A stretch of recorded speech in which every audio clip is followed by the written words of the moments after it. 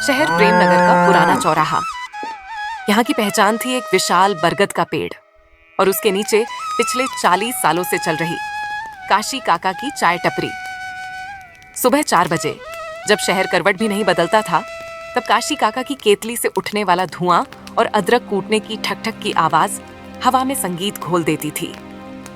काशी काका 70 साल के बुजुर्ग थे, चेहरे पर झुर्रियां लेकिन आंखों में गजब की चमक। उनके लिए चाय बेचना धंधा नहीं, सेवा थी। मजदूर, रिक्शे वाले, कॉलेज के छात्र, सबकी सुबह काका की कड़क अदरक वाली चाय और पार्ले जी बिस्किट से शुरू होती थी। लेकिन वक्त बदल रहा था। बरगद के पेड़ के ठीक सामने वाली पुरानी बिल्डिंग को तोड़कर वहां एक शीशे का महल खड़ा कर दिया गया। नाम था अर्बन ब्रू एंड बीन्स। यह अमेरिका की एक बड़ी कॉफी कंपनी थी। एएनसी की हवा, वाईफाई और विदेशी संगीत।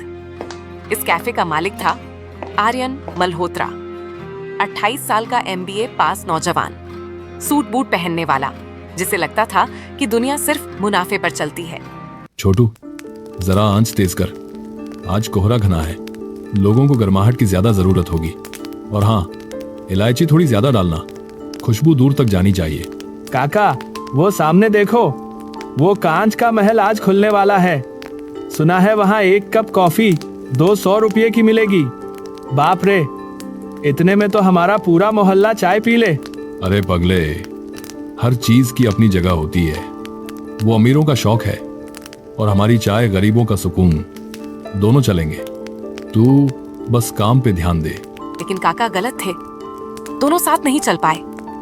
अर्बन ब्रू के खुलते ही शहर की युवा पीढ़ी वहां खिंची चली गई।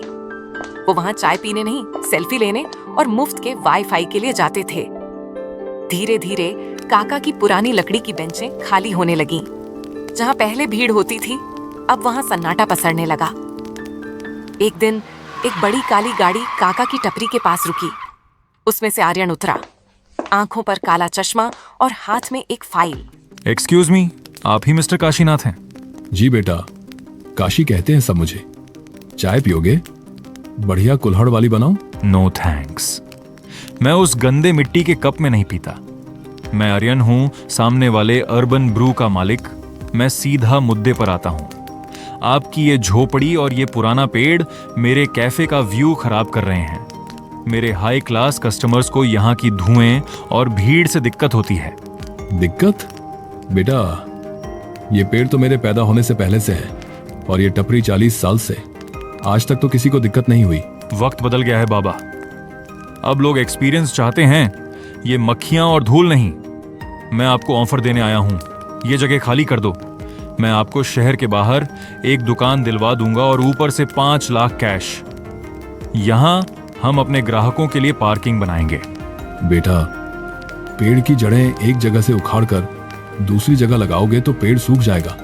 मेरी चाय का स्वाद इस बरगद की छांव और इस मिट्टी से जुड़ा है। मैं ये जगह नहीं बेचूंगा। देखिए, प्यार से समझा रहा हूं, आप प्रगति के रास्ते में पत्थर बन रहे हैं।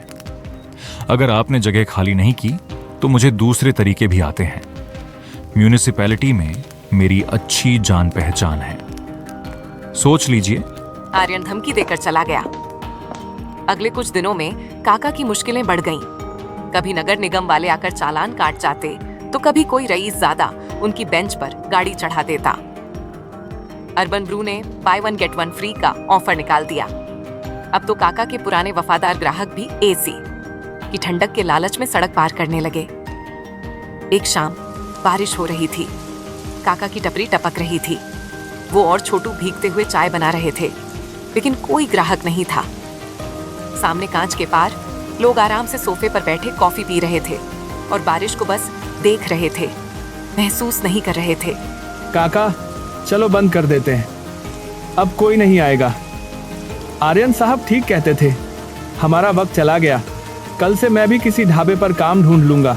हौसला मत हार बेटा, चाय सिर्फ दूध और चीनी का घोल नहीं है, ये रिश्तों को जोड़ती है। वो मशीन का पानी बेच रहे हैं, हम अपनापन बेचते हैं। आज नहीं तो कल लोगों को फर्क समझ आएगा। तभी वहां अंजलि आई। अंजलि एक पत्रकार थी और बचपन से काका की चाय की दीवानी थी। उसने काका को इतना उदास कभी नहीं देखा था। काका, ये सन्नाटा क्यों? और आपकी वो जादुई मुस्कान कहाँ गई? बेटी, लगता है अब इस बूढ़े की जरूरत शहर को नहीं रही। वो सामने वाला लड़का कहता है कि मेरी चाय अनहाइजीनिक गंदी है और उनका वो काला पानी ब्लैक कॉफी सेहतमंद है। वो मेरी जगह छीनना चाहता है। उसकी इतनी हिम्मत। काका, आप चिंता मत करो, उसे ब्रांडिंग का नशा है ना, हम उसे उसकी ही भाषा में जवाब देंगे। कल शहर का हेरिटेज डे, विरासत दिवस है। मैं एक आर्टिकल लिखूंगी और सोशल मीडिया पर एक चैलेंज डालूंगी, देसी चाय वर्सेस विदेशी कॉफी। देखते हैं किसमें कितना दम है। अंजलि ने सोशल मीडिया पर एक वीडियो डाला, काका की मेहनत और आर्यन के अहंकार की कहानी। वीडियो वायरल हो गया। शहर के लोग दो हिस्सों में बंट गए, एक तरफ मॉडर्न कॉफी लवर्स और दूसरी तरफ देसी चाय वाले। बात इतनी बढ़ गई कि आर्यन को अपनी इमेज बचाने के लिए चैलेंज स्वीकार करना पड़ा। रविवार की सुबह भीड़ जमा थी। एक तरफ आर्यन की टीम थी अपनी चमकती हुई इटालियन कॉफी मशीन के साथ, दूसरी तरफ काशी काका थे अपने पुराने पीतल के पतीले और कोयले की भट्टी के साथ। जज थे शहर के 50 आम लोग, बच्चे बूढ़े अमीर गरीब। फैसला ब्लाइंड टेस्ट से होना था, यानी आंखों पर पट्टी बांधकर स्वाद चखना था। देवियों और सज्जनों, आज होगा महामुकाबला। 1 घंटे का समय है।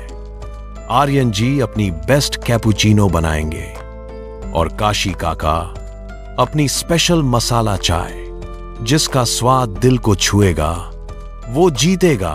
सुनो, कोलंबिया के सबसे महंगे बीन्स इस्तेमाल करो।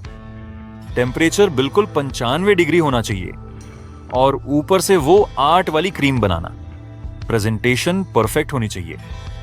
उन्हें पता चलना चाहिए कि क्लास क्या होती है। आर्यन की मशीनें घर घर करने लगीं। खुशबू अच्छी थी, वेनिला और रोस्टेड कॉफी की, लेकिन उसमें एक मशीनी गंध थी। दूसरी तरफ काका ने आंखें बंद की और अपने गुरु को याद किया। हे ईश्वर, आज मेरी लाज रखना। ये लड़ाई मेरी नहीं, इस मिट्टी की खुशबू की है। काका ने ताजा दूध पतीले में डाला। खलबत्ते में अदरक, हरी इलायची, थोड़ी सी काली मिर्च और एक खास जड़ी बूटी जो सिर्फ उन्हें पता थी, कूटनी शुरू की। पानी खौलने लगा। जैसे ही उन्होंने चाय पत्ती डाली, एक सुनहरे रंग का उफान आया। हवा का रुख बदल गया। अचानक कॉफी की महक दब गई और हवा में सौंधी सौंधी गीली मिट्टी और मसालों की खुशबू तैरने लगी। ये खुशबू सीधे बचपन की यादों में ले जाने वाली थी। काका, खुशबू से ही लोग दीवाने हो रहे हैं। देखो, भीड़ कैसे सांस खींच रही है। समय समाप्त हुआ। जजों की आंखों पर पट्टी बांधी गई। पहले उन्हें कपे कॉफी दी गई।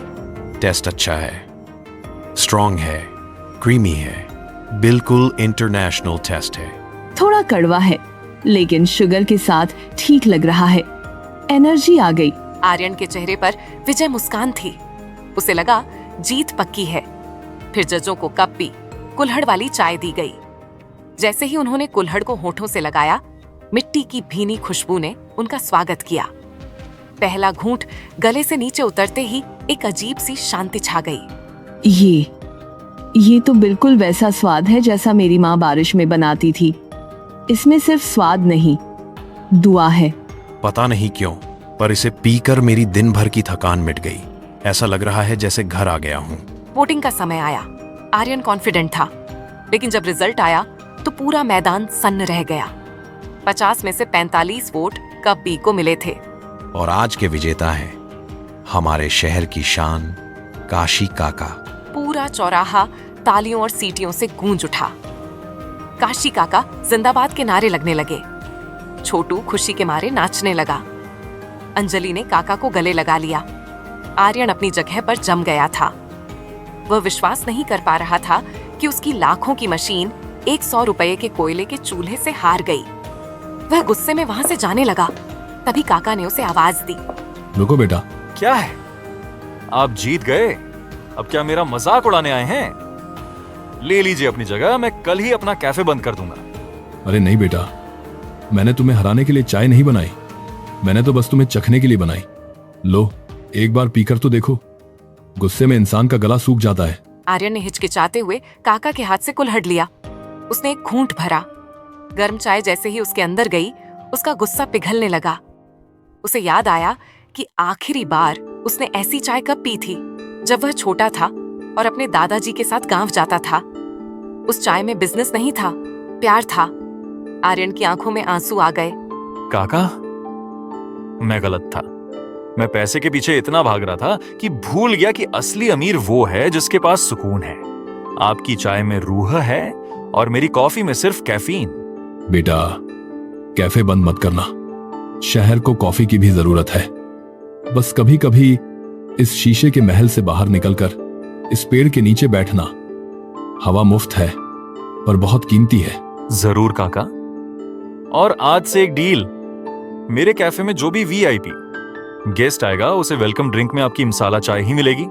हम दोनों साथ काम करेंगे। उस दिन के बाद से प्रेम नगर के उस चौराहे का नजारा बदल गया। बरगद का पेड़ और कांच का महल अब दोस्त बन गए थे।